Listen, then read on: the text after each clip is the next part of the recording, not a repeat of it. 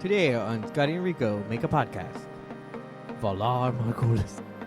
That whole first episode with the White Walkers, the whole introduced to the Stark family, that very first season was phenomenal to take you through that ride with them. When you had, whether it was a bad guy or good guy, and they talked about why they were doing what they're doing, it was more to it than just a very simplistic, because I'm evil. Some of them were rapists, some of them were drug smugglers, but some of them might have been good people. Yeah. Oh, wait, wrong wall. I'm They were just bad guys and good guys, which is like a 5-year-old's take on the world. As the season progressed, the world got smaller and smaller to where it was essentially a sitcom. How many people out there were yelling, "Zigzag"?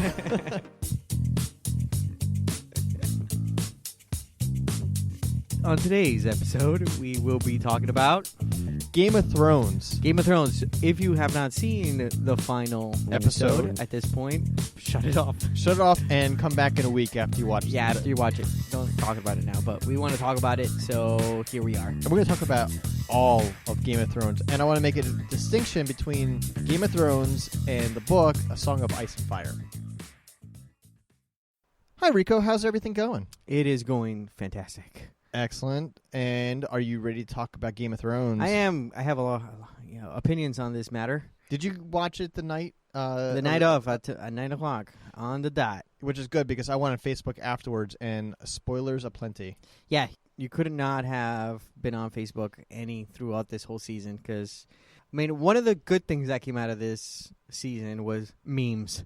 The Game of Thrones memes are, if you watch Game of Thrones, they're the funniest things ever. What like, was I'm sure your they're favorite? annoying. I'm sure they're annoying. I mean, after every episode, there was some meme that was just hilarious. Let me see if I can think. Well, while you do that, let's talk about improper placement of objects. Whether it's a Starbucks coffee cup, a water bottle, or missing metal hand. I don't know about the missing metal hand. Well, in the scene where Jaime Lannister is hugging his sister Cersei, his arm was there. Gold hand was not there. It was his real hand. Oh, that's funny. So whoever's watching this, first of all, I need to get an ultra high definition TV. Yeah, there's no way I would have seen that. No, see, the thing is, for me, I wouldn't have caught any of those things. But there's no way. Besides, most of these episodes were so dark that you couldn't see anything anyway. But I definitely couldn't have caught that. But it leads you to think. I mean, this is a multi-million-dollar production. How are people dropping the ball so much? How are people going into that set? Because I'd be super careful, right? Super nobody can come into the set with a drink. Nobody, if you're you got to step outside. I don't know. Well, let's use it as a comparison. I don't know if you ever watched Brooklyn Nine-Nine. Terry Crews, right? And he used to keep a cup of yogurt hidden on the set at all times. And so they would shoot a scene, and then when it was over, he would take the yogurt out, and everyone was like, "Where did that cup of yogurt come from?" And he just had it hidden somewhere.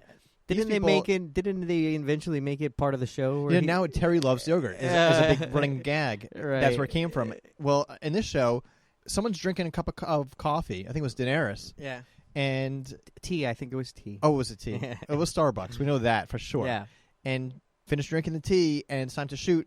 Get it off the set. Yeah, wouldn't... I think somebody along the lines goes, we'll get it in post-production. We'll use special effects to get it out. I don't know, because look at how many people had to go through. I mean, we're giving this a lot of thought, but it had to go through a lot of people had to go through the people on set, the person themselves that had it there. Exactly. That's one. Yeah. The person themselves is one. 2, the people around you. 3, the camera guy. 4, the guy who edits it. And there's a lot of people on the set to go with that. Yeah, they're watching the being shot. That's what I'm saying. Somebody along the line. What I think, that's why I think it had to be one of those things where it's don't worry about it. Don't worry about it. Yeah. Don't worry about it. And then nobody worried about it.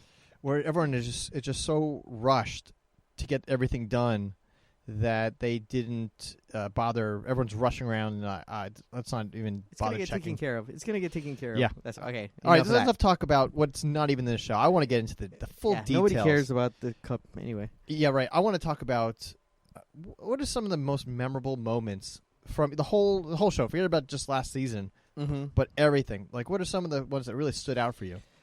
Oh, man. Game of Thrones is one of those things when you started watching Game of Thrones, you knew immediately it was a different kind of show. Mm-hmm. Right? It was like, I think it's one of those shows that was like the first of its kind. Yeah. Maybe not first of its kind, but for me, it was like a brand new kind of world. We always talk about that when a show takes you to a different world that feels, oh my God, like a Star Wars, right? Like Guardians of the Galaxy. Yeah, exactly. Where it's like this new world that you don't know how the rules of the world work, but you're in it. And that whole first episode with the White Walkers, the whole introduced to the Stark family, that very first season was phenomenal to take you through that ride with them, through the hardships of like into episode 2 or 3. I don't remember how long it was, into where Ned Stark gets his head cut off. Then you knew this is not your regular show. Right. You know? This is not your regular TV, guys. The main character died 2 episodes in. And I think to that point, they really focused on minor details. To have this city of just a ton of people, all those extras that they got to come onto the show and make you feel like they're really in this big city. Right. And they're all watching Ned get his head cut off. Right. Or whatever scene they're at, they spent a lot of detail on. Yeah, for the production of the first season, I think, was on point, you know? And they don't even know if the show's going to take off or not, right, and they're just right. putting a lot into it. Yeah. It was really well done. And yeah, so those first episodes for me were awesome because it was like you were in Winterfell, you were in that world. Right. It kicked off from there. I mean, so many gut-wrenching scenes and awesome scenes. I mean, for most of Game of Thrones, I think, we don't get a lot of redemption until season 6 or 7. Mm-hmm. You are suffering through the whole thing. The first 6 seasons, you're suffering enough, but it's a good suffering. I don't know how to explain it. It's like there's going to be a moment where this has to turn around for this family, and then it starts kind of turning around for them. You know, like the whole time you're like, man, the evil people are just destroying everybody, and your only hope the whole entire time is Dany on the other end amassing this larger army, going through these small victories, and they become bigger and they become bigger. She's going through hell over in her side of the world, but every time she comes out of it, she's just a little bit stronger. Right? And on the other side is just like the first few seasons was just like every evil character going through the motions of getting their way. You know what I mean? Like destroying and kind of like our government now. That's a different episode. So we have our ray of hope, and hopefully our ray of hope is not going to be like Dan.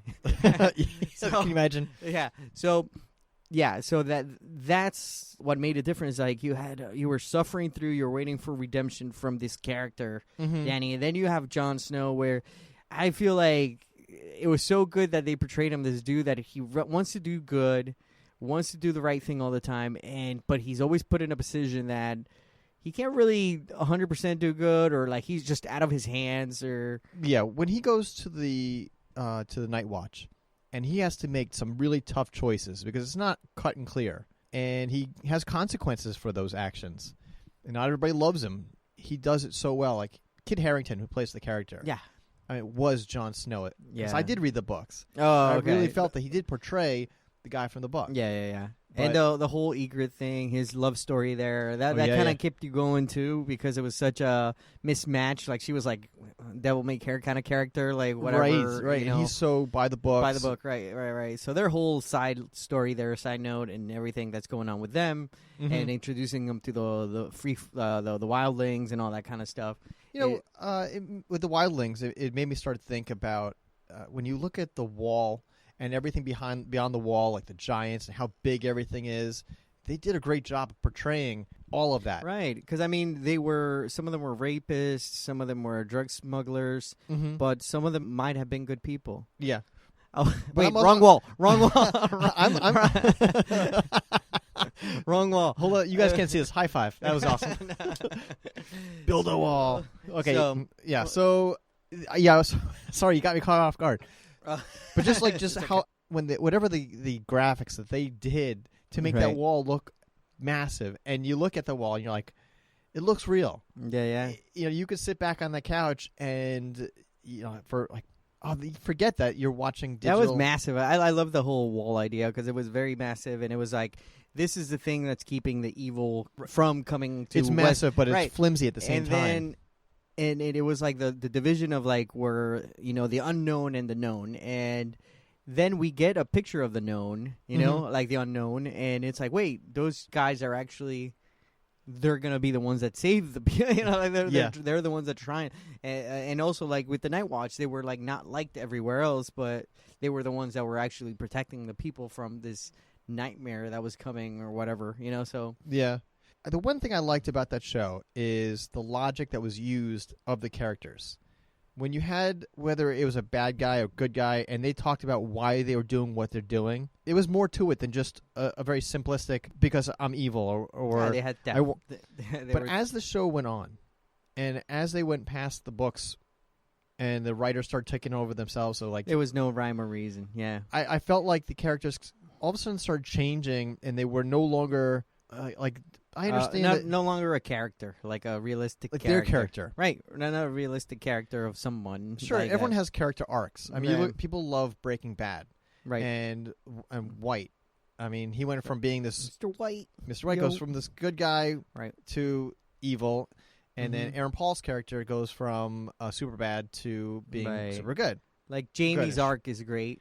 Right. Jamie's like transformation from like being despised to like you're rooting for him. I mean, I was rooting for him like more than halfway through like the other end, and this dude pushed a kid down. Yeah, and I was like, wow, I'm like cheering for this dude that pushed a kid. But I was like, I don't know, like there when was he walked away from Cersei and he decided he's going to go fight because there's honor in it. Yeah, you're like, all right, great, right. And then when he leaves Brienne and goes like, well, I need to be with my sister, and it was weird because you just fought. Okay, yeah. The White so Walkers. we're kind of getting to the end of season, like the end of the season, which right, is right. Which is good. But we're getting to that. We'll piece. save that discussion. Yeah, no, I'm saying like we're getting to that part because it's such a crucial part of everything. Like we're kind of talking about what made those first 7 seasons good. Yeah, because I feel like the first 7 seasons were phenomenal. Shocking. Yeah, a lot of people say they went from 6 to 7, but I felt a congruent show from 1 to 7, where you can say some things were good, some things were bad, but it was the same show from season 1 to season 7. Yeah, this is the type of show that I was watching, and I don't care. Like a lot of people are like, oh, because you didn't want people to die, blah blah. No. No, everyone can die. Yeah, everybody can die. Like I remember what I liked about it is like when Ned Stark died, right? It was this is a different type of show, not only because they killed the main character, like I said earlier, but because there was like a realistic piece to it, where it's like if you're outnumbered and you're in a situation like the situation is they set up a trap or whatever it is, chances are you're not getting out of it. Like only in movies do we get out of that kind of situation. In history, if the enemy set a trap for you, you're gonna die. Your hero dies. Like whoever was here, like whoever that military person was, died, like in real life. And that's what I liked about it. It had some kind of logic to it when in the Red Wedding. Like none of us wanted that to happen, but realistically, how were they going to get out of that? Like they were in the house of someone else. They were in a situation that you could only have like magical things happen to save them from it. Right. So they let it happen. No, they died. They actually were betrayed and they died. So before you watch that episode, which is I think.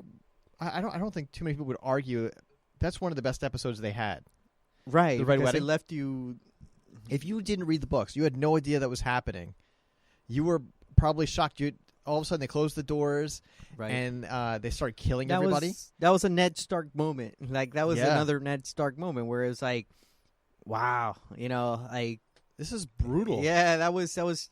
But it felt more realistic than anything, like a depiction of our world. That's what can happen, Oh, it just made me think of one of the great moments when Arya fed to the main guy. Oh yeah, yeah, that's the redemption piece. Yeah. So that's what I mean. It took us so long. Was that like in season 7, right, or 6 or 7? 6, and that took all the way there. That took years for us to get there, right? Because we went through all these hardships with them throughout that time. So to me, it almost wasn't as satisfying to get that redemption at that end. It was great, but it was like I think. We connect through suffering. We were suffering we were all Starks at one moment. Right. We're all suffering with the Starks. And then the redemption, we're like, yay, but, there wasn't as big a victory as, like, watching them persevere. You know what I mean? As for me, it was like... This happens to me a lot, where there's a evil character that's beaten up on a good guy. And at the end, the good guy goes and they